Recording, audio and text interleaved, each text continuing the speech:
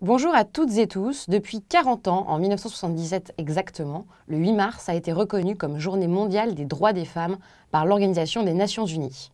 Revenons sur les réalités qui entourent cette date qui porte parfois à polémique. Certains critiquent la symbolique créée par la célébration d'une seule journée dédiée aux femmes dans l'année. Cependant, estampiller une journée spécialement ciblée sur les femmes est une forme de discrimination positive nécessaire. On rappelle que l'égalité homme-femme est très loin d'être acquise à l'échelle de la planète, même en 2017. L'intérêt de s'en souvenir est donc crucial. Ce sont les femmes socialistes du début du XXe siècle qui ont fait émerger l'idée d'une journée internationale des femmes en 1910.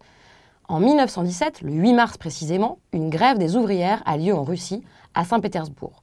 À partir de ce moment-là, la tradition de célébrer les femmes ce jour-là commence à s'installer. 60 ans plus tard, l'ONU prend conscience que la célébration officielle peut avoir du sens, à terme, même dans des pays où la signification d'avoir des droits pour les femmes n'a pas de réalité. Surtout chez eux. Chaque pays a la liberté de marquer cette date. La France le fait depuis 1982. On imagine très bien qu'Elisabeth Badinter ait convaincu le président Mitterrand de la nécessité de la chose. Les droits des femmes ne sont pas constitués que par des droits politiques, mais aussi par des droits économiques et sociaux qui sont très nombreux aujourd'hui. Mesurer aujourd'hui l'écart d'égalité entre hommes et femmes est possible en comparant par exemple le taux d'alphabétisation, le taux de scolarisation. Il n'existe en revanche aucun outil statistique global.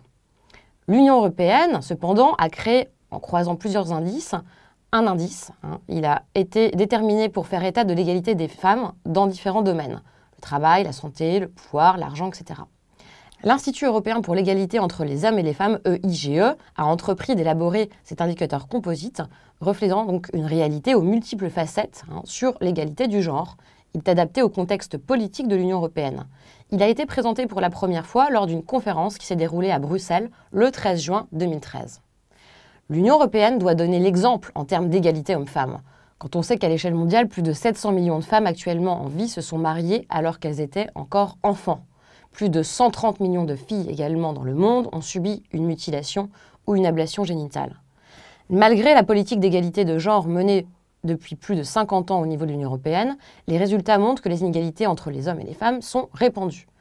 Avec un résultat moyen de 50 sur 100 en 2015, l'Union européenne est loin d'atteindre son objectif d'égalité de genre. Une forte amplitude donc de résultats entre les États membres, compris entre 35,3 sur 100 et 74,3 sur 100. Toutefois, 4 pays font exception, les Pays-Bas, la Finlande, le Danemark et la Suède. L'Europe du Nord, donc, est en tête, avec des résultats compris entre 70 et 74 sur 100. Cet indicateur est actualisé tous les 2 ans. La prise de conscience d'action à mettre en place est venue avec la mondialisation, oui. Dans l'enseignement et dans la santé, par exemple, le réveil mondial s'est élaboré dans les années 90.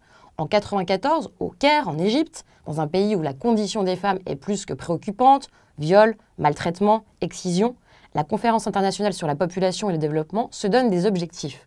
Mais c'est aussi la 4e conférence mondiale sur les femmes en 1995 à Pékin qui a marqué quelque chose d'important.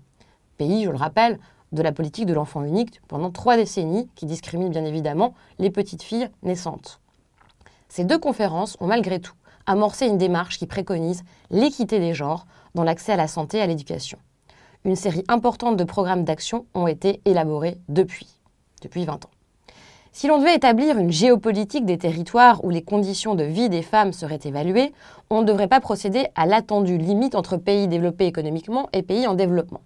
Bien sûr, pour les violences, évidemment, comme pour les rituels culturels comme l'excision, ce qui est l'ablation partielle ou totale du clitoris féminin, 17 pays sont concernés aujourd'hui, dont la plupart sont d'Afrique subsaharienne, plus le Yémen et l'Indonésie.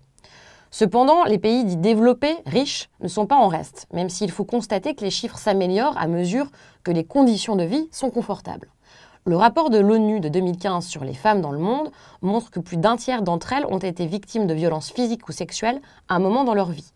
Les pays riches sont donc aussi concernés, mais la multiplication des législations qui protègent les droits des femmes font avancer les choses si l'on sort des chiffres sur la violence.